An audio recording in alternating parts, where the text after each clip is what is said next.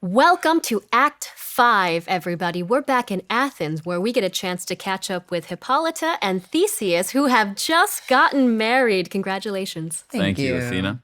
And our audience must be feeling like we're finally out of the woods now, both literally and figuratively. Out of the woods? Oh, you mean the stories that Helena and Hermia, Demetrius and Lysander were telling about their night in the forest. That's right. I don't know how much they've told you. Quite a lot, actually. And I have to say, it's all very strange. More strange than true. More strange than true. So, you don't believe their stories, Your Highness? Well, no more than I believe fairy tales, Athena. Lovers and madmen have such overactive imaginations, they let their fantasies shape reality. And so, they end up seeing a lot more than cool reason does. So you're saying that the world, as seen by lunatics and lovers, as you put it, is just in their imagination, that the world they see isn't real. That's right. And the poet, too. All three of them have the same overactive imaginations. A madman, for example, might think he's surrounded by more devils than hell could hold. Well, I suppose that's true. People can have delusions where they see things that aren't really there, but where I come from, that's because of a serious medical issue. Okay, the lover's imagination is just as frantic. What do you mean? The lover transforms reality too, seeing the most beautiful woman in the brow of Egypt. What did you just say? Seeing the most beautiful woman in a brow of Egypt. Oh, right. Brow of Egypt. I can help our audience with this one, I think. In Shakespeare's England, the convention for female beauty was to have white skin. The whiter the skin, the more beautiful you were thought to be.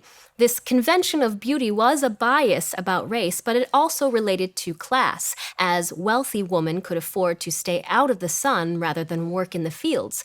So, when Theseus says, Helen, in a brow of Egypt, he's saying that the frantic lover could think even a dark-skinned woman is the most beautiful woman in the world, a Helen of Troy, as if that were an example of a lover's crazy imagination. Is that what you're saying, dear? Okay, that's clearly a bad example. I'm just trying to make a point about how crazy lovers can be. By the way, I should add that this idea that whiter skin is more attractive is what Lysander means in Act 3 when he calls Hermia an Ethiop, meaning she's so dark-skinned that she could be from Africa. Lysander says that when he's in love with Helena, so he's trying to insult Hermia with this comment, which, of course, is just plain wrong from our modern perspective. But even within the play, it's a stupid thing for him to say because, as we all know, Lysander has already been in love with Hermia for who she is. Her skin didn't bother him before, or now, actually, since he's married her. Well, can we move on to the poet, Athena? I think that maybe that's the best example of what I'm trying to describe here. Sure. So you think the poet is crazy in the same way as the lover and the madman? Yes, exactly. The poet takes the frenzy of imagination and puts it into a familiar place. Creates a story, you mean, a story that seems real to us in some ways because of the familiar things in it, like people and places. Yeah, that's my point. It's really the imagination that's at work. You feel happy, and your imagination creates some cause of that happiness. You feel afraid, and a bush is imagined to be a bear. And that's what's happening with poetry. It's the imagination that's responsible for a work of art. So you can't really trust it. I don't know. I'm not sure I agree that all of those things, the poet, the lover, and the madman, are all the same thing. But these are definitely questions worth thinking about. What role does the imagination play in creating the world we live in?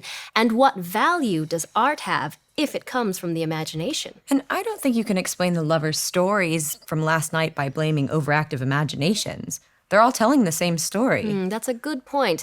If more than one person has had an experience, it's harder to blame the imagination.